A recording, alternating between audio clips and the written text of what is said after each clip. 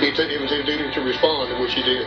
Found in Big Thicket, clear Big Thicket Veterinary Clinic, Big Thicket Veterinary Clinic, officer down. Well, Vito got into a shootout with Deputy Witten in front of this veterinary clinic down the street from that plumbing business that we just mentioned. Witten was hit in the neck and transported in critical but stable condition.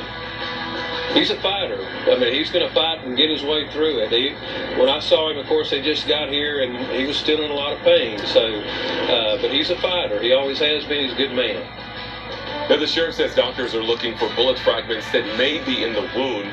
He says Witten has a big heart and he's like family, and as long as he's there in the hospital, they're going to make sure fellow deputies and officers are right there by his side. Right now, let's check in with our Natasha Geigel. She is live outside the business where this all started earlier today. Natasha. Well, Jonathan, the residents in this area of Cleveland and also the surrounding schools were placed on lockdown earlier today.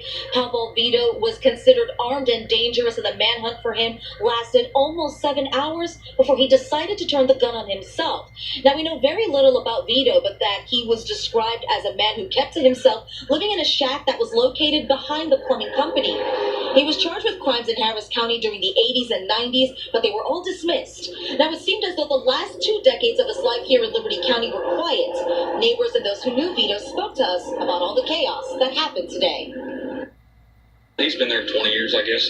I think the owner is kind of friends with him or helped him out or whatever. He was kind of a hermit kind of guy. I think he gave him a lot of jobs and things around there. Well, I know several days, I know he was been kind of down, but I never asked him. We have, water back behind us and thick trees, and if someone wanted to hide out, just a scary thought that what are you going to do if some guy comes out?